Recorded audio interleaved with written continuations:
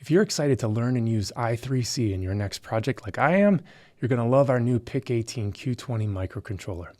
It handles I3C's blazing fast speeds like a champ, and it couldn't be any more easy to set up as an I3C target. I'm Toby Sinkinson here at Chiptorials. I'm going to walk you through the steps to do that and show you what the new protocol looks like. If you're already familiar with the protocol, feel free to use the chapters down below to jump to the setup of the Q20 or go right to the good stuff in the demo. Otherwise, stick around and I'll provide a brief background on I3C and how we're using it here. Okay, let's get started. So what is I3C? Well, I3C is the enhanced version of the widely popular I2C communication protocol, first developed back in 1982. It's been around for a while, and the MPLAB Alliance came together to improve it after we started seeing so many sensors showing up in our mobile devices. Well, it turns out the communication protocol is equally useful in other applications like automotive, industrial, IoT, data centers, to name a few. So what's the appeal of I3C? Well, it's fast. Fast like SPI. You can transfer your data at 12.5 megabits per second. I3C also improves power consumption since we have a new bus design, new pad design, and now can operate down at the 1 volt domain. Like I2C, I3C is a standardized protocol, which means you have some integration flexibility. And now I3C adds new features like hot join, dynamic addressing, device resets, in-band interrupts. And yet it does all this while still remaining backward compatible with I2C. So you can have a variety of these devices on your bus. There's some definite cost savings that are going to be coming your way since you're going to be able to lower your pin count, you can simplify your sensor networks, and you can speed up your overall design. Now, a really great feature in I3C is the introduction of common command codes, or CCCs. I'll be using them in this demo, so I want to walk you through briefly what those look like.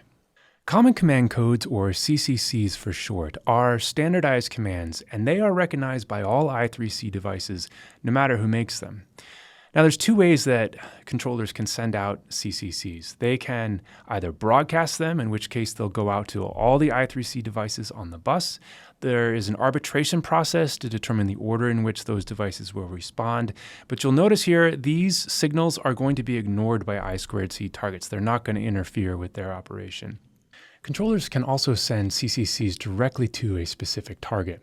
And there's a whole host of these common command codes specified by the protocol and supported by the Q20. For instance, if a I3C target needs to be restarted, the controller can send a reset action command and reset either the target itself or just its I3C module. So you see this opens up a whole host of new solutions since the controller can now configure the bus on the fly, including a new feature that we see in I3C, which is the ability for targets to hot join a bus. And if a I3C target is powered off, maybe to save power, it can power on, maybe go grab a sensor reading and then send a hot join request, in which case the controller will send it a new dynamic address and away we go. Okay, in the upcoming demo, I'm going to show you 4 types of I3C transactions. We'll start with that broadcast CCC example. In this case, we're going to show you what it looks like for a controller to dynamically assign addresses to all of its I3C devices. We'll follow that with a direct CCC example. In this case, I'm going to show you what it looks like to do the maximum write length command.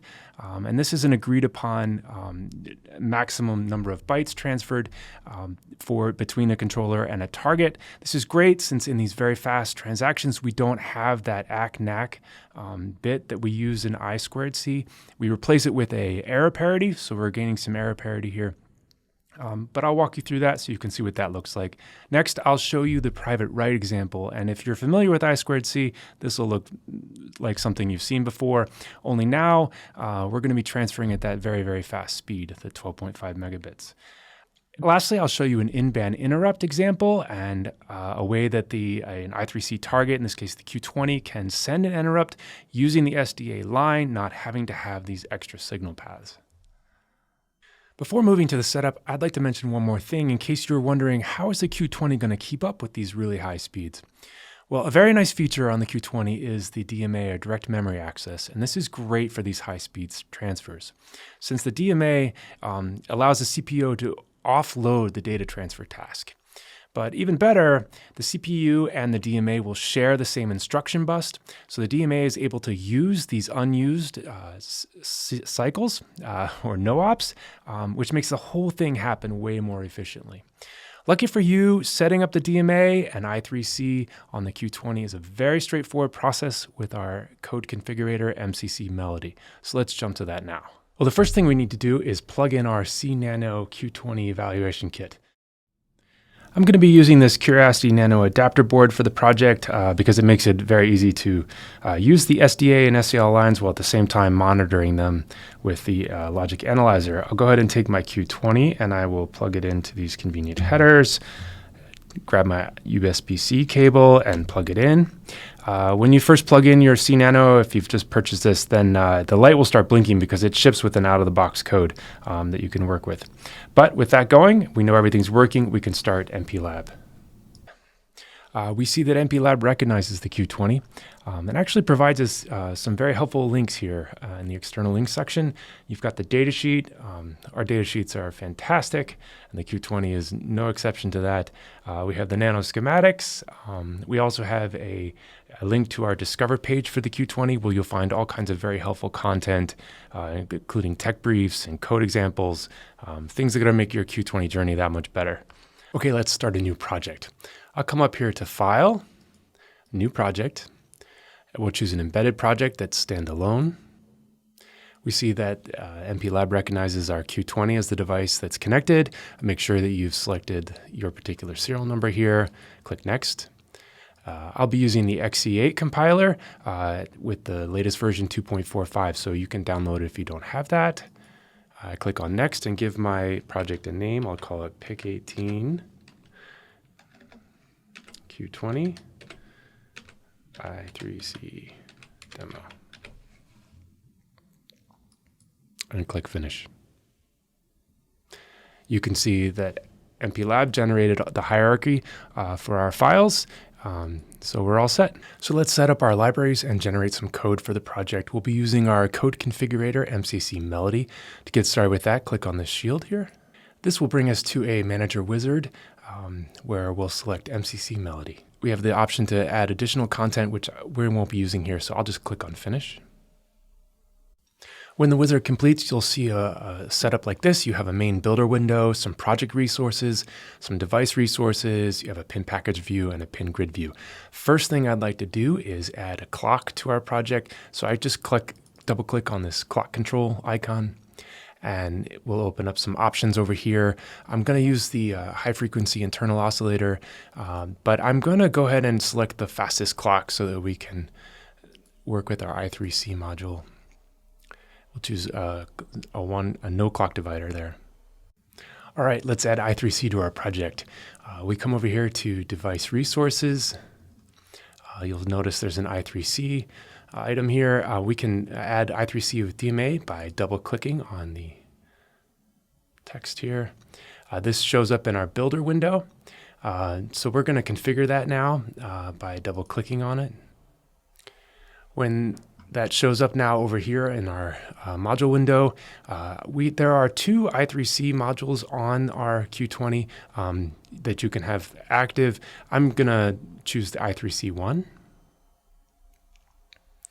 And I want to set up a DMA for our transmit and a DMA for our receive. So for DMA TX, I choose DMA1. And for the DMA RX receive, I choose DMA2.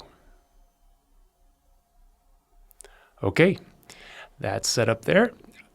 Now I'm going to come in here to the library. And because we're going to be showing in-band interrupts, I want to enable that interrupt done setting here. So if I come into module level, general interrupt callback settings, you can see that there's a whole host of interrupts that you can add to your project depending on your needs. I'll just go ahead and enable this in-band done, interrupt done. Okay, since I have a bit of spaghetti here, I'm going to clean up my builder window. There's a nice little reset button up here. And now we can see that our DMA is actually supporting our I3C library graphically. Before moving on, let me point out this question mark feature here. If you click on this, it's going to open up in another window. I'll pull it over here so you can see a documentation for our API.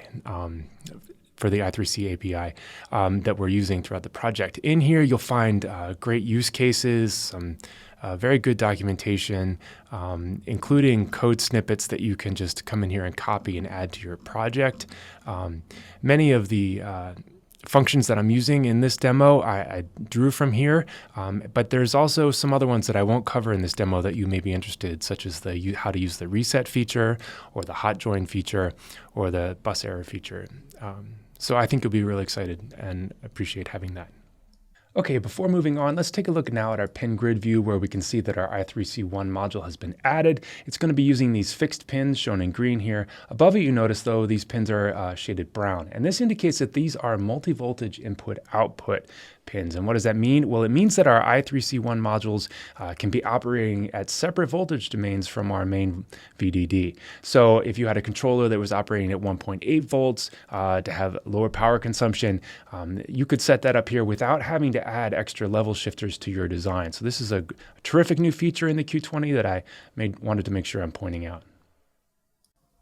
Much of what will be happening in this demo will actually be happening in hardware, which makes it slightly difficult to see. So let's add a few things to make that more visible. If I come over here to my device resources now, I'm going to add a UART. That pulls up over here. Double clicking will allow me to set up the module. I'm going to choose UART 1. And I want to redirect my printf statements to a terminal so that we can, as that interrupt happens and other things happen, I want to be able to print out those events for us to see. I'll go ahead and reset my window again just to make things easier to see. And we are set. Okay, now let's return to our pin grid view. I'm going to make this a little bit larger so we can see what's going on. You see UART has been added now. However, if you check out that Nano schematics I pointed out earlier, you'll see that our TX pin, in order to direct to the terminal, needs to be set at RC4. So I want to reset this to RC4 for our TX channel, and RC5 will be our RX channel. I also I want to set up a button and an LED because those will be another way that we can visualize what's happening in hardware. So for the button, I'm going to enable RA2 as an input. That's where it is on the Cnano. And I will enable RC7 as an output. And so that will be where we put our LED. Okay, I'm going to further configure those settings. If I drop down this project resources section, we can see there's one for pins. If I double click on that, that will open up where we can modify this. And I'm going to expand this just to make it a little easier to read. So here's our RA2. That's where our switch is located. I'm going to give it a convenient name as switch 0. And I will enable a weak pull-up since it's a button. And I'm also going to have it interrupt on change on the falling or negative edge. Then for RC7, which is our LED, I can come in here and rename it LED 0. And I'm going to start it high. It's an active low, so it'll be off when we begin. Okay, that's it. We're ready to generate some code. Everything's set up for us, so I'll go ahead and hit generate. Okay, let's take a look at what Melody generated for us, returning to our project windows over here. First thing I'll point out is that in our source files, Melody has generated us a main.c file. It's there. It appears, so Melody's also generated some source files for us, including our I3C library, and there's a header file corresponds here, the I3C one header. In here, you'll find all the functions that are now available to you. In particular, when you're doing your standard private write, you'll be using this I3C1 buffer receive function. And when you're ready to do your private reads, you'll be using this I3C1 buffer transmit. So again, don't forget about that API we looked at earlier. There's really good documentation in there. But this is where you'll find your header file. There are two additional tools that I'll be using in this demonstration that I think you might be excited to have as well. The first is from Binho. It's this I3C Protocol Analyzer that plugs, it's an extension for the Saleae Logic software that you may already be using. If you pick up a Cnano evaluation kit, it will come in a box like this with this QR code on there. And when you follow that QR code, it will take you to a link where you can register for a free 45-day trial of that protocol analyzer. It's a terrific thing. It does a great job of decoding those signals. You'll see it firsthand in just a moment. The other tool I'm going to be using is Data Visualizer. That comes free with MPLAB. There's nothing else you need to do, but this is how we're going to redirect our printf statements to a terminal. It makes it very convenient as we're working with our project to view it right here. All right, now it's time to see some I3C in action. I've already cleaned and built the project. I'm ready to upload it. I'm going to open this data visualizer window first though, so when it starts up, we can see some initial statements. I'll start the capture here and upload. I'm also going to remove this to give us a little bit more room, and I'm going to put it in dark theme, and I'm going to go ahead and expand this just to make it a little bit easier for us to see. Okay, I'll switch to the overhead cam now so we can watch this LED that we set up and be able to use the switch during the demo. Looking at our data visualizer, just after the Q20 started up, we see that it actually starts in I2C mode because it has not yet been given a dynamic address. We'll have the controller send that now, but just before, we will go ahead and add our Saleae Logic and start capturing so that when we send that message, we'll be able to watch it happen. Okay, I've opened my Saleae Logic software. I need to be sampling at the highest sample rate here. I'm doing 500 megasamples per second. I'm at the 3.3 volt domain, as we mentioned before. I am placing a trigger on here to help capture this and cleanly, and then getting rid of any extra data I don't need. I will be using a 20 nanosecond glitch filter here, and you'll see why that's important in just a minute. I'll go ahead and minimize this so that we can see both on screen. Move this out of the way and start our capture. Okay, with our capture waiting for its trigger, we're ready to go. We'll have the controller now send that broadcast CCC enter dynamic address assignment command. We'll do that now. Okay, it happens pretty quickly. We can see that the Q20 was given the 7H address 42 and is now operating in I3C mode. So what actually happened on the bus here? Let's take a look. If I make, you can expand this to make the whole thing fit in here. Actually, here we go. All right. We can see our initial start condition and our stop condition. One thing to point out right away, though, is that this bus looks some interesting things going on here. You can see these tighter patterns here. This bus the clock line is at 12.5 megahertz. But then there's a little slightly more sparse. It's happening at a slower condition. What's going on here? So, this is a less than 50% duty cycle. You can recognize this kind of pattern is happening when we have an open drain configuration. And this is whenever we need that two-way communication. So in this part of the protocol, the controller is sending out a broadcast and it's receiving back an ACK. So we have a two-way communication here. But you'll notice if we can zoom in here, this great software. This is down to a 38 nanosecond pulse width, and that's way too fast for our I2C devices. This is how this can just be sent out to the I3C devices. Okay, so that's the open drain configuration, and then here in this faster section, this is a push-pull, like we have an SPI, and now the controller is letting the bus know that it sends out a dynamic address assignment. We can see next that it's set up to read this information from the devices on the bus. The lowest address will go first. Our Q20 is the only address on there, and so this is the ACK coming from the Q20, and so it's ready to read the data from our Q20, in which case the Q20 sends this 48-bit provisional ID as well as some bus characteristics and device characteristics. And once the controller has all that, it's ready. It can assign a dynamic address. We get that here. The controller has sent a dynamic dynamic address 42. Again, that's a 7-bit address there. Next, once it receives that, the controller, the Q20 receives it sends back an ACK, says it got it, and the controller will set up to read any other devices. Once the Q20 has already been assigned a dynamic address, it will NAC this, and since there's no other devices here, this is the end of the communication. We've seen now a broadcast CCC with the enter dynamic address assignment. Let's take a look at what it looks like to send a direct CCC. For this example, I have chosen the maximum write length command.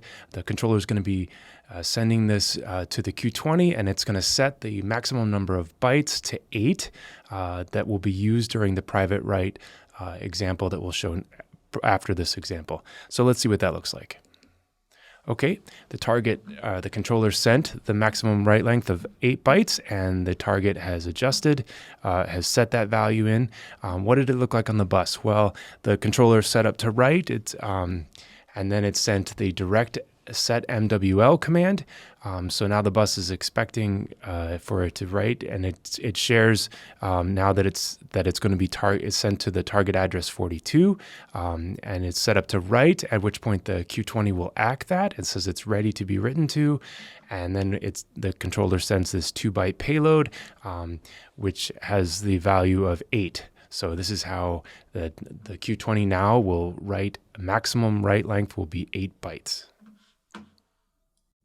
Okay, next, let's look at a private write transaction. In this case, the controller will be sending the message LED on to our Q20. When the Q20 receives the message, it will turn its LED on. So let's take a look at what that looks like. Okay, the message went through. We see the light came on. But what happened on the bus? Well, in the transaction, the controller sends out a broadcast that it's going to be writing, to which it receives an ACK. It tells the bus that it's writing to address 42. Again, that's the Q20, which ACKs the response, and then it sends the message LED space ON in hex. You can see here though that again we have the open drain configuration wherever we're having an ACK signal, but then the rest of this transaction is all happening in that fast 12.5 megabits per second. Okay, we follow that with a second private write transaction. This time we'll turn the LED off by sending the LED off message, and that's what this looks like. The LED went off, and then taking a look at the bus, it's very similar. There's a broadcast, which is ACT, addressed to our Q20 again, but this time we're spelling out LED space OFF. Okay, for the last example in this demo, I'd like to show a great new feature that's in I3C with an in-band interrupt. In this case, we don't need to have extra signal lines between our target and the controller to send an interrupt. We can actually use the SDA line to signal that we have an interrupt. So this is great. The Q20 could be having a number of different kinds of sensors attached here as a bridge. Maybe one of those sensors reaches some threshold, and the controller would need to know this to set some other value somewhere else. So I'm going to imitate this by pressing the button here, and we'll watch what it looks like to send an in-band interrupt from the Q20. Okay, we see the in-band interrupt was sent and was received. What did it look like on the bus? Well, the line was free, and the Q20 pulls it low, and then it sends its address. At which point the controller ACKs that. The Q20 sends a mandatory byte, so in-band interrupts will always have this mandatory byte. They don't need to have any additional payloads. There could be something set up for that. But in this case, I've shown what it looks like to send a payload in addition to the mandatory byte, and I've just sent the value Q20 for Q20.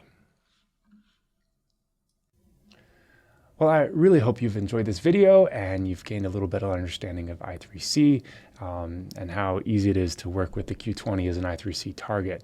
I'm going to include some additional resources down below, including a great video if you want to dive deeper into what is I3C, or if you want to dive deeper into the driver. There's a great walkthrough in Melody of setting that code configure. It goes into some other settings that I don't get a chance to do here, and maybe some other materials too. So with that, take care. We'll see you next time on Chiptorials.